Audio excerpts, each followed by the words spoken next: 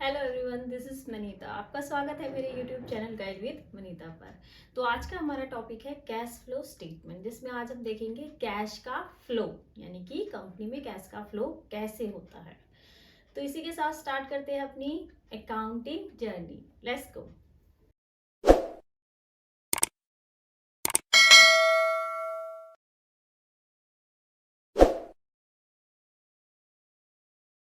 Chapter की starting से पहले सबसे ज़रूरी होता है इंट्रोडक्शन। एक बार छोटा सा लाइटली इंट्रोडक्शन हमें ज़रूर लेना चाहिए चैप्टर का, ताकि हमें पता चले चैप्टर के अंदर हमें पढ़ना क्या है।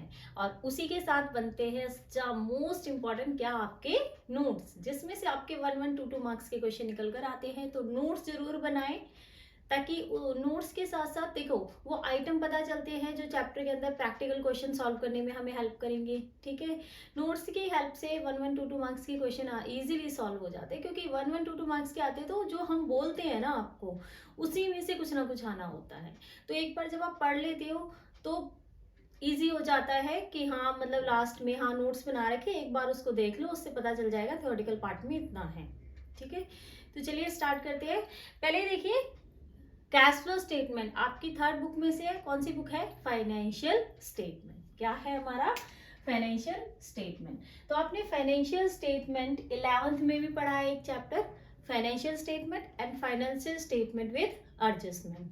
तो क्या था उसमें, क्या क्यों हम फाइनेंशियल स्टेटमेंट बनाते हैं, क्यों हमें जरूरत होती है इसे बनाने की। तो देखिए, कंपनी फाइनेंशियल स्टेटमेंट क्या कैलकुलेट करने के लिए, कंपनी की कौन सी position, financial position, financial position को देखने के लिए ये फाइनेंशियल स्टेटमेंट तैयार करती है। अब क्या तैयार करते थे आप फाइनेंशियल स्टेटमेंट के अंदर? तो फाइनेंशियल पोजीशन जानने के लिए क्या तैयार करते थे आप? फाइनेंशियल पोजीशन जानने के लिए हमारा तैयार होता है प्रॉफिट एंड लॉस अकाउंट। बनाया? बिल्कुल बनाया। दूसरा क्या बनाइए आपने? बैलेंस शीट बनाइए। हाँ जी, बिल्कुल बनाइए। प्रॉफिट एंड लॉस अकाउंट से क्या पता चलता है? या तो आपको क्या मिलेगा, नेट प्रॉफिट, या फिर नेट लॉस, यानी कि फर्म क्या इनकर्ड कर रही है, फर्म कहाँ पर लाई कर रही है, फर्म को कितने लॉस हो रहे हैं, कितने प्रॉफिट्स हो रहे हैं, फर्म को प्रॉफिट्स हो रहे हैं या फिर लॉस हो रहे हैं। लेकिन क्या कंपनी किसी को भी अपनी प्रॉफिट एंड लॉस शो करती है? नहीं। कंपनी क्या शो करती है, जब आप अगर ये जानना चाहते हो कि कंपनी की पोजीशन कैसी है, कंपनी कैसा काम, ग्रोथ कैसी कर रही है, तो हमें कंपनी क्या शो करती है? अपनी बैलेंस शीट। ठीक है, जिससे हमें कंपनी की एसेट्स और क्या पता चलता है, लाइबिलिटीज का। कंपनी की एसेट्स और लाइबिलिटीज का पता चलता है, यानी कि कंपनी की current asset as well as long term assets कैसी हैं, कंपनी की लाइबिलिटीज कैसी हैं, कितना कंपनी ने लोन ले रखा है और कितनी ऐसी एसेट है। क्योंकि एसेट्स क्या होती है कंपनी के लिए? इनकम सोर्स होती है। तो मोस्ट इंपॉर्टेंट होती है बैलेंस शीट। कभी भी कंपनी अपना पीएनएल शो नहीं करती किसी को, क्या शो करती है? Balance sheet. ठीक है, इसी के अलावा क्या कंपनी को प्रॉफिट एंड लॉस या बैलेंस शीट से ये पता चल जाता है कि कंपनी में कैश, जो कि आज हम पढ़ने वाले हैं, कैश का आउटफ्लो या इनफ्लो, यही है ना फ्लो, आउटफ्लो या इनफ्लो कैसा है, यानी कि हमें पता चलता है, फर्म को पता चलता है फाइनेंशियल पोजीशन के अंदर कैश का आउटफ्लो या इनफ्लो कैसा है। नहीं, इससे हम नेट लॉस नेट प्रॉफिट का तो पता लगा सकते हैं, असेट लाइबिलिटीज का पता चल सकता है, लेकिन फर्म की कैश की कंडीशन कैसी है, उसका इनफ्लो आउटफ्लो कैसा है, नहीं पता चलता। उसके लिए हमें क्या बनाना पड़ता है? Cash flow statement. ठीक है, तो कैश फ्लो स्टेटमेंट किसमें हेल्प करता है? कैश के इनफ्लो और आउटफ्लो में। ठीक है, किसमें हेल्प करता है? ये जानने में कि कैश का इनफ्लो कैसा है, यानी कि इनफ्लो, फर्म के अंदर कैश कितना आ रहा है और फर्म से कितना कैश बाहर जा रहा है। क्योंकि कोई भी फर्म मेनली किस पर डिपेंडेंट होती है, लिक्विडिटी पर। बहुत से ऐसे एक्सपेंसेस होते हैं, ऐसी इनकम्स होती हैं कि जो कैश फॉर्म में आती है और कैश फॉर्म में ही जाती हैं। तो इसका पता किससे चलता है, कैश फ्लो स्टेटमेंट। इसीलिए हमें कैश फ्लो स्टेटमेंट प्रिपेयर करना पड़ता है। अब देखिए कि इनफ्लो और आउटफ्लो क्या है। देखिए कैश फ्लो यानी कैश फ्लो में दो, क्या मैंने अभी बोला आपको, इनफ्लो और outflow. Inflows of cash, outflows of cash. यानी कि कैश का इनफ्लो किस रूप में हो रहा है, कैसे हो रहा है, कैश का आउटफ्लो कितना हो रहा है, कितना इनफ्लो हो रहा है, कितना आउटफ्लो हो रहा है। तो इनफ्लोज ऑफ कैश क्या है, ट्रांजैक्शन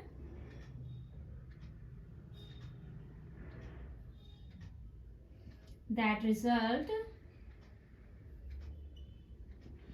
in increase, क्या है, increase in cash and cash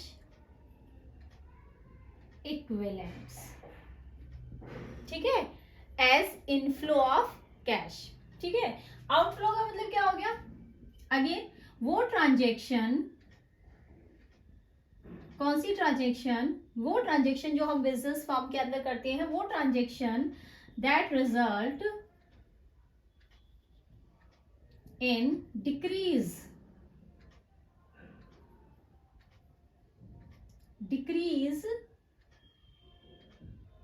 in cash and, और क्या, कैश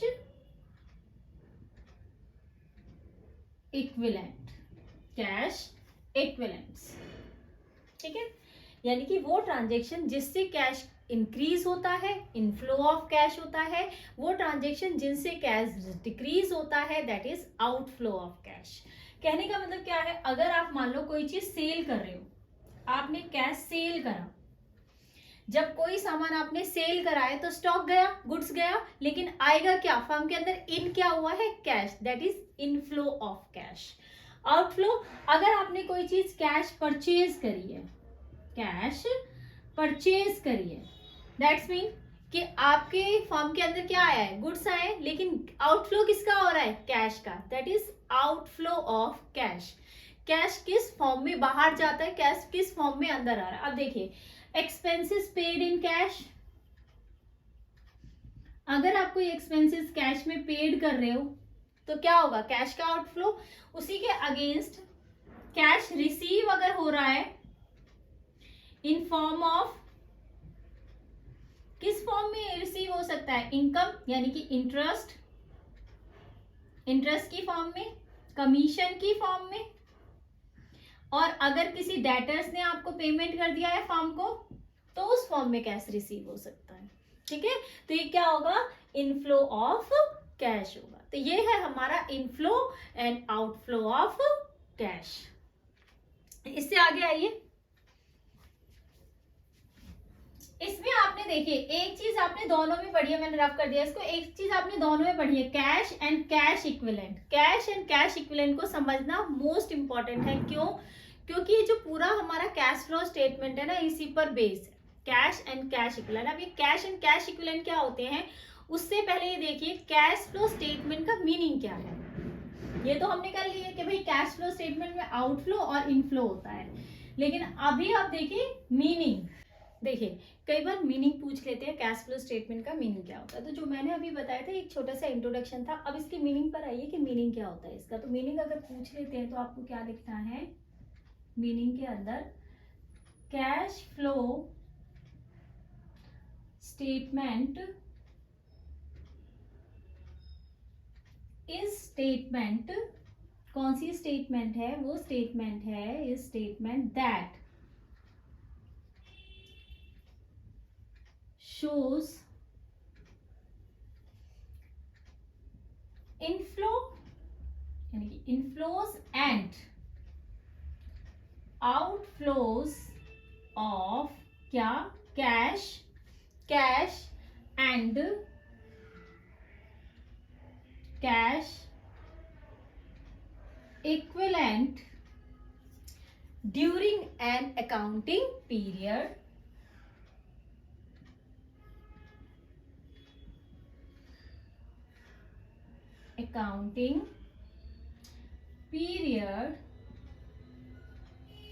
फ्रॉम, किस किस से पता चलेगा, फ्रॉम कौन कौन सी एक्टिविटीज हैं जिनसे पता चलेगा, फ्रॉम ऑपरेटिंग एक्टिविटी,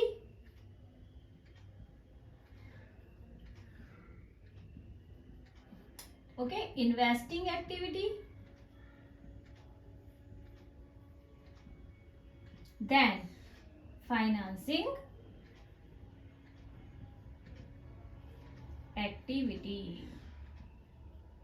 फाइन, यानी कि कैश फ्लो स्टेटमेंट वो स्टेटमेंट है जो शो करती है इनफ्लो और आउटफ्लो किसका, कैश एंड कैश इक्विवेलेंट का अकाउंटिंग पीरियड के दौरान। और ये किससे पता चलता है, from operating activity, investing activity और फाइनेंसिंग एक्टिविटी। यानी कि फर्म में जितने भी ऑपरेशंस हो रहे हैं उसमें कैश का इनफ्लो आउटफ्लो कैसा रहा है, कैश का।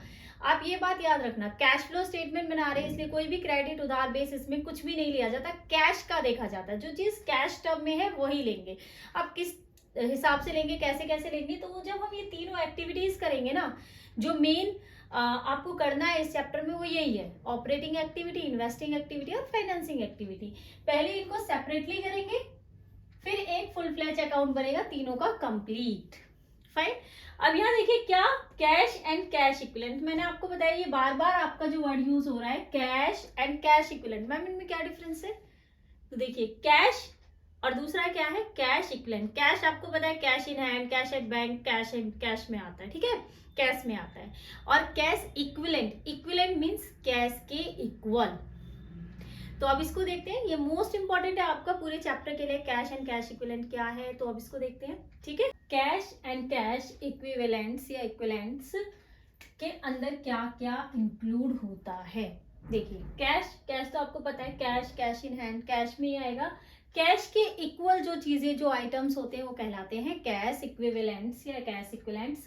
क्या क्या है देखिए इसमें, कैश एट बैंक, यानी कि इसको आप बोल सकते हो बैंक बैलेंस, ठीक है। करंट इन्वेस्टमेंट, हाँ यहाँ देखिए current investment, short term investment या marketable securities, cheque and draft on hand, ठीक है। ये हमारा किस में आता है, कैश एंड कैश इक्विवेलेंट में आता है। इसके अलावा देखिए कैश इक्विवेलेंट का मतलब क्या होता है, ऐसी इन्वेस्टमेंट जो हाईली लिक्विड होती है, यानी कि highly liquid investment, short term investment with in 3 month, 3 महीने के अंदर अंदर जिसको हम लिक्विडिटी में चेंज कर सकते हैं, और कंपनी को इसकी वैल्यू चेंज करने में कोई हाई रिस्क नहीं होता। इनकी वैल्यू चेंज करने से कंपनी पर इफेक्ट नहीं आता, कंपनी इजीली इनका पेमेंट भी कर सकती है। तो ये होती है हमारी कैश एंड कैश इक्विवेलेंट में, ठीक है। कैश इक्विवेलेंट में current investment, short term investment, marketable security, वो जो हाईली लिक्विड इन्वेस्टमेंट होती है जिनको हम 3 महीने या 3 महीने के अंदर कम पीरियड में लिक्विडिटी यानी कि कैश फॉर्म में चेंज कर सकते हैं, ठीक है। इसके बाद cheque and draft on hand, ये सारा इसके अंदर आता है। और एक मजे की बात ये है कि कैश एंड कैश इक्विवेलेंट आपको इसलिए पता होना चाहिए इन आइटम्स के बारे में कि ये हमें अपने पूरे कैश फ्लो स्टेटमेंट में कहीं नहीं लेने हैं। कौन से आइटम है जो इसमें आते हैं जो हम नहीं लेंगे, किसमें, आप जब कैश फ्लो स्टेटमेंट बनाओगे ना तो उसमें ऑपरेटिंग, इन्वेस्टिंग और कौन सी बनानी है हमें, फाइनेंसिंग, मैंने बताया था आपको। तो ये ऑपरेटिंग में एक और चीज आएगी वर्किंग कैपिटल। वर्किंग कैपिटल में आपको करंट एसेट और करंट लायबिलिटी लेनी है, ठीक है। तो आप ये ध्यान रखना कि कौन सी ऐसी चीजें हैं जो करंट एसेट में नहीं आएंगी, ये ध्यान रखना। ये हमारी कैश इक्विवेलेंट है, तो कैश एंड कैश इक्विवेलेंट हम करंट एसेट में नहीं लेते हैं। लेकिन अब आती है मजे वाली बात, क्या कि ये इंपॉर्टेंट क्यों है। तो ये इन माय बिहाफ अगर मैं कहूँ तो मुझे इंपॉर्टेंट लगता है, क्यों, क्योंकि कैश एंड कैश इक्विवेलेंट एक ऐसा आइटम है या ऐसी एसेट है जिससे आप अपना कैश फ्लो स्टेटमेंट का आंसर चेक कर सकते हो। तो ये सस्पेंस रहेगा, जब हम पूरा क्वेश्चन करेंगे ना तब मैं आपको बताऊंगी कि कैश एंड कैश इक्विवेलेंट का क्या रोल होता है, और इससे इजीली पता चल जाएगा आपने क्वेश्चन सही अटेम्प्ट करा है या रॉन्ग है, ठीक है। तो कैश एंड कैश इक्विवेलेंट हमें वहां हेल्प करेगा। इसके अलावा देखिए विच companies prepare cash flow statement, कौन सी कंपनी है जो कैश फ्लो स्टेटमेंट प्रिपेयर करती है? एंटरप्राइजेस हुज इक्विटी और debt security are listed on a recognised inventory exchange in India. हमारे इन्वेंट्री एक्सचेंज इन इंडिया क्या है? SEBI, security exchange board of India. तो किसी भी recognise inventory exchange of India से इंडिया में लिस्टेड होनी चाहिए। दूसरा, all other commercial industrial business enterprises whose turnover for the accounting period exceed 50 crore. Accounting period के दौरान उसका जो टर्नओवर होना चाहिए वो 50 करोड़ से ज्यादा या 50 करोड़ या उससे ज्यादा होना चाहिए। वही कंपनीज हैं जो क्या प्रिपेयर करती हैं? कैश फ्लो स्टेटमेंट प्रिपेयर करती हैं। तो ये आपका कई बार 1 मार्क्स में आ जाता है। तो इसके बाद अब हमें ये देखना है कि हमें इसमें अब आगे क्या क्या करना है। हाँ जी,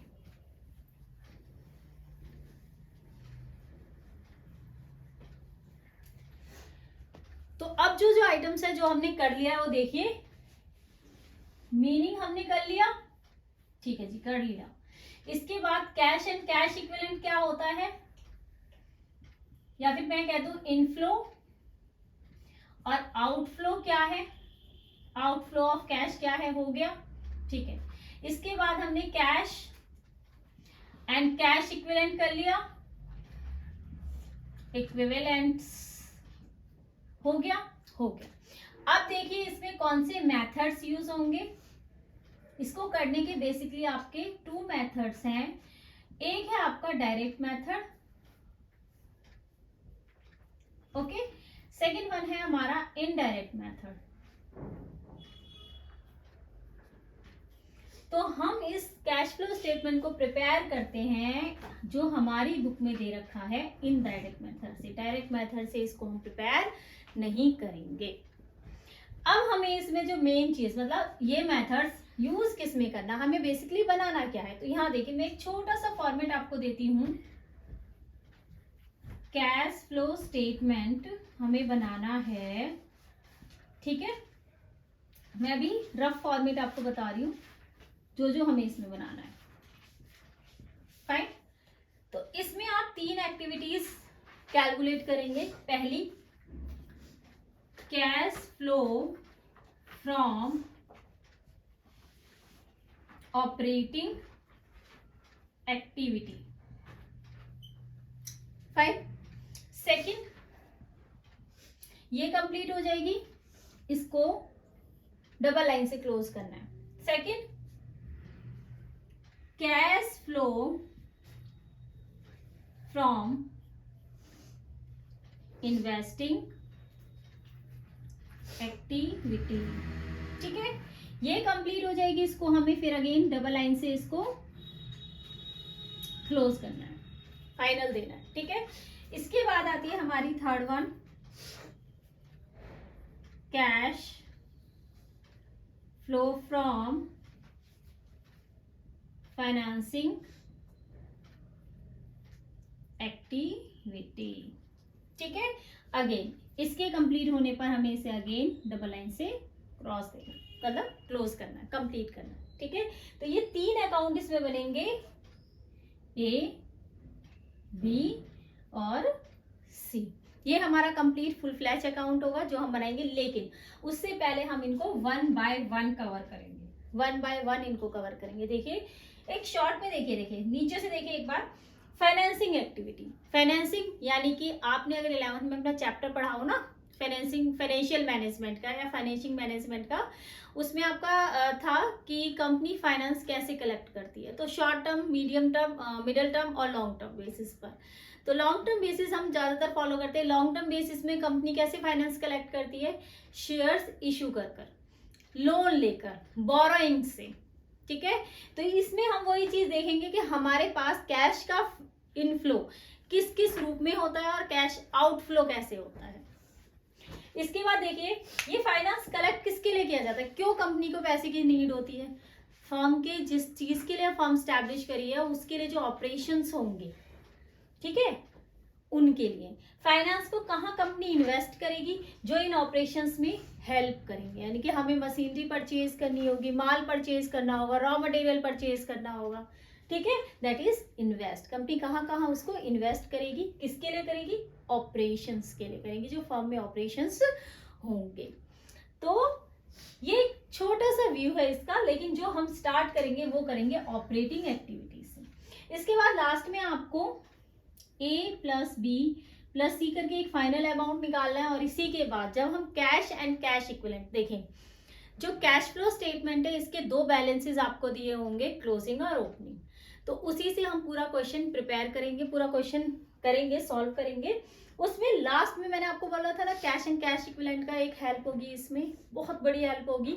तो क्या वो अहम रोल निभाएगा इसमें, कि जब भी आप इन तीनों को निकाल लेंगे, प्लस करेंगे, उसमें जब हम कैश एंड कैश इक्विवेलेंट का opening balance, beginning of year का बैलेंस ऐड करेंगे, तो कैश एंड कैश इक्विवेलेंट का जो क्लोजिंग बैलेंस दे रखा होगा ना, वही वहां पर आना चाहिए अपने आप कैलकुलेट करने के बाद।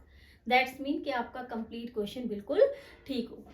तो जब इसमें हम फुल फ्लैश क्वेश्चन पर आएंगे ना, तब इसको देखेंगे। अभी मैंने आपको थोड़ा सा व्यू दिया है शॉर्ट में, तो मैं आपको आज ऑपरेटिंग का एक छोटा सा व्यू देती हूँ, फिर हम प्रैक्टिकल क्वेश्चन नेक्स्ट वीडियो में करेंगे, तब देखते हैं इसको।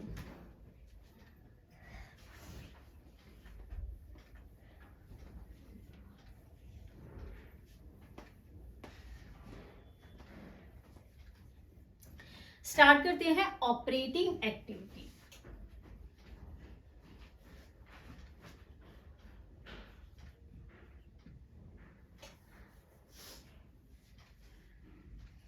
Cash flow from operating activity, ठीक है। इसमें जो सबसे पहले ऑपरेटिंग एक्टिविटी में हमारा आएगा, सबसे पहले क्या लेते हैं, हम लेंगे सबसे पहले net profit before tax, net profit before tax. Next हमारा क्या आएगा, एडजस्टमेंट होगी, एडजस्टमेंट ऑफ क्या, non cash and non operating items. अब ये नॉन कैश, कुछ ऐसे नॉन कैश और नॉन ऑपरेटिंग आइटम्स होते हैं जिनका फर्म के ऑपरेशंस पर इफेक्ट नहीं पड़ता। कुछ ऐसे होते हैं जैसे कि डेप्रिसिएशन, ठीक है। तो डेप्रिसिएशन, मान लो आप फर्म किस पर कोई भी मशीनरी है उस पर डेप्रिसिएशन कैलकुलेट करिए, डेप्रिसिएशन लगा रही है, तो क्या वो कैश आपने किसी को दिया है या लिया है? 10,000 रुपये हर साल डेप्रिशिएट हो रहा है, क्या उस कैश का कोई इनफ्लो आउटफ्लो हुआ है? लेकिन हम पीएनएल के एक्सपेंसेस साइड दिखाते हैं उसको। ऐसे ही अमोर्टाइज होता है। डेप्रिसिएशन और अमोर्टाइजेशन में क्या डिफरेंस होता है? डेप्रिसिएशन टेंजिबल एसेट्स पर लगता है और अमोर्टाइजेशन इनटेंजिबल एसेट्स पर लगता है। टेंजिबल जिनको हम देख या छू सकते हैं, और इनटेंजिबल जिनको देखा या छुआ नहीं जा सकता। जैसे कि डेप्रिसिएशन किस पर लगेगा? मशीनरी, प्लांट, बिल्डिंग, ठीक है। बिल्डिंग पर वैसे वो हर साल रेन्यू होती है, बस इतना लगा लो। इसके अलावा आपका अमोर्टाइज लगेगा गुडविल, पेटेंट, ट्रेडमार्क, इन पर क्या लगता है हमारा? अमोर्टाइजेशन। तो ये चीजें आएंगी। अब यहाँ देखिए कैसे लेनी है आपको, एडजस्टमेंट कैसे करनी है। ऐड करेंगे हम क्या, जो जो इसमें लिखवाया जाएगा बस वही है जो आपको ऐड करना है। डेप्रिसिएशन,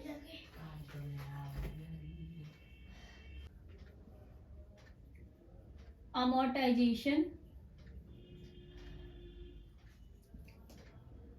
गुडविल, राइट ऑफ, ठीक है। और क्या क्या right of?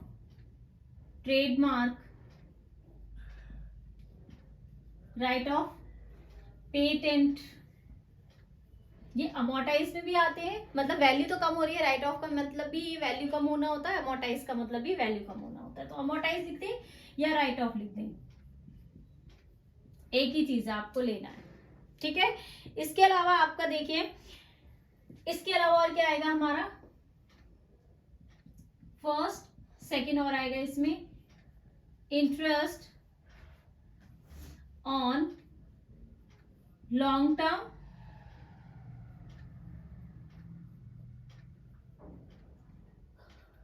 And short term loan या फिर बोरोइंग्स। ठीक है, इसके अलावा इंटरेस्ट पेड, पेड लिख लेना भाई, interest paid on long term as well as short term या बोरोइंग्स। ठीक है, इसके अलावा हमारा आता है इसमें कॉस्ट ऑफ शेयर इशू या फिर इसे बोलते हैं शेयर इशू एक्सपेंसेस। ठीक है, अदर वन प्रोविजन, अगर इंक्रीज हो रहा है तो, फॉर डाउटफुल डेट्स, इंक्रीज के केस में, इंक्रीज के केस में लेते हैं यहाँ पर, और डिक्रीज के केस में हम इसको लेस में लेंगे। ठीक है, इसके अलावा और क्या आता है आपका, प्रिलिमिनरी एक्सपेंसेस हो गए,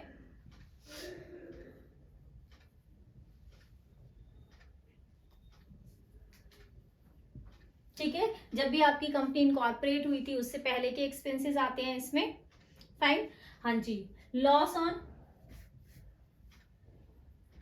सेल ऑफ असेट्स, मैंने आपको असेट्स लिखवा दिया, यानी कि लिख लीजिए discount on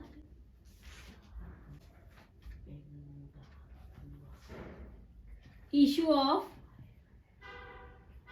debenture, issue of debenture write off, मैंने लिखवा दिया आपको अलग से। और एक और लिख लीजिए, देखिए interest paid on long term short term तो है, एक चीज और है, इंटरेस्ट पेड ऑन किस पर, बैंक ओवरड्राफ्ट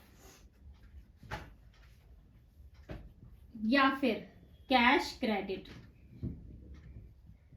उधार, अगर आप मतलब आपने पैसा बैंक से निकाला हुआ है उस पर। तो ये सारी चीजें हमारी क्या आती हैं, क्या होंगी, ऐड। सबसे पहले क्या आएगा, नेट प्रॉफिट बिफोर टैक्स, फिर adjustment of non cash and non operating item, इसमें ऐड होंगे हमारे डेप्रिसिएशन और ये सारी चीजें जो मैंने आपको लिखवा रखी है। इसके बाद देखिए लेस क्या होता है, लेस हमारे कुछ गिने चुने आइटम्स ये जो लेस होते हैं, जैसे कि interest receive,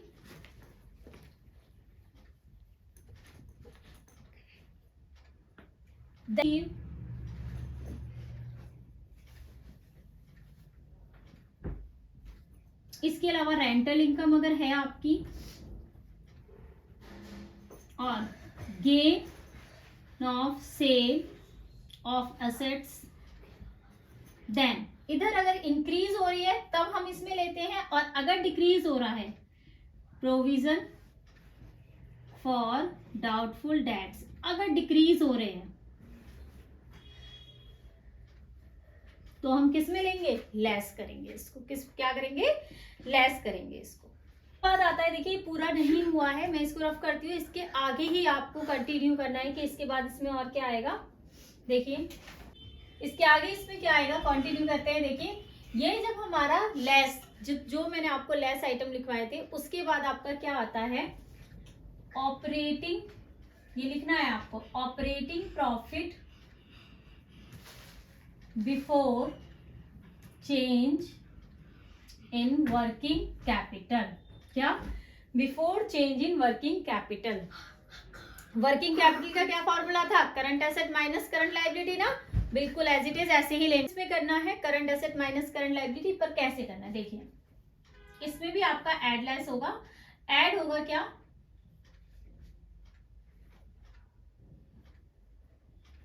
increase in current asset, decrease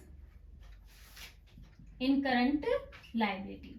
ठीक है, अगर हमारी करंट एसेट इंक्रीज हो रही है तो वो लेनी है, करंट एसेट लायबिलिटी डिक्रीज हो रही है वो लेनी है। इसके बाद लेस होगी हमारी यहाँ पर डिक्रीज, उल्टा in current asset, increase in current liability. ठीक है, आपका आएगा operating profit before change operating profit sorry after change in working capital. ठीक है, इसके बाद हमें क्या करना है, लेस टैक्स रिफंड या फिर टैक्स पेड। मेंशन होगा, नहीं होगा तो जब हम क्वेश्चन करेंगे ना तो पता चलेगा किस टाइप से आता है। ठीक है, इसमें आपकी दो चीजें निकल कर आती हैं। जो मेन ऑब्जेक्टिव होता है ना कैश फ्लो स्टेटमेंट प्रिपेयर करने का, वो ये भी होता है कि इसमें हमें क्या पता चलता है, कैश के इनफ्लो और आउटफ्लो। या तो हमें सोर्स मिलता है, सोर्स मीन्स रिसिप्ट, यानी कि या तो इनकम ज्यादा हो रही है, जैसे अगर आपने 10,000 का कोई सेल करी, आपने मान लो कोई 10,000 का कोई भी मोटर आपने सेल कर दी, मोटर कार या कोई मशीनरी आपने 10,000 की सेल कर दी, उसके अगेंस्ट आपने मान लो 5,000, तो 10,000 आपके पास इन हुआ है, आया है फॉर्म में सेल करने से, हमने 5,000 का कोई एक्सपेंसेस पेड कर दिया। ठीक है, दैट्स मीन कि ये क्या हुआ है हमारा आउटफ्लो, ये क्या हुआ है हमारा इनफ्लो। तो अब इनको कंपेयर करोगे तो आपको पता चलेगा कि आपके पास इनकम आई है, यानी कि इनफ्लो ज्यादा है या आउटफ्लो ज्यादा। अगर हमारा इनफ्लो ज्यादा है दैट इज सोर्स, और अगर हमारा आउटफ्लो ज्यादा है दैट इज एप्लीकेशन, यानी कि पेमेंट हमारी ज्यादा हो रही है। ठीक है, तो हमारा अगर पॉजिटिव निकल कर आता है प्लस में, तो हमारा सोर्स ऑफ ऑपरेटिंग एक्टिविटीज निकल कर आएगा, जिसको कैश फ्रॉम ऑपरेटिंग एक्टिविटीज बोलेंगे। और अगर आपका माइनस में आया है, नेगेटिव में आंसर आया, तो उसे बोलते हैं cash use for operating activity, cash use, cash from source या फिर एप्लीकेशन। ठीक है, तो ये था आपका ऑपरेटिंग एक्टिविटी का फॉर्मेट। यहीं तक करते हैं आज, और नेक्स्ट वीडियो में हम इसके प्रैक्टिकल स्टार्ट करेंगे। पहले ऑपरेटिंग से स्टार्ट करेंगे, ऑपरेटिंग प्रॉफिट, क्योंकि जब तक प्रैक्टिकल नहीं करोगे ना तब तक ये समझ में नहीं आता। लेकिन ये नोट्स थे जो आपके लिए आपकी थ्योरेटिकल पैटर्न में हेल्प करेंगे, तो टाइम निकल कर इन्हें जरूर देखा करो, एक बार नोट्स बना लिया करो, बहुत हेल्पफुल होते हैं। तो इसी के साथ लेते हैं अलविदा। प्लीज अगर मेरी वीडियो पसंद आई हो तो उसे लाइक शेयर सब्सक्राइब जरूर करें, और हाँ, बेल आइकन को हिट कर ले ताकि आगे के नोटिफिकेशन आपको मिलते रहें। Thank you.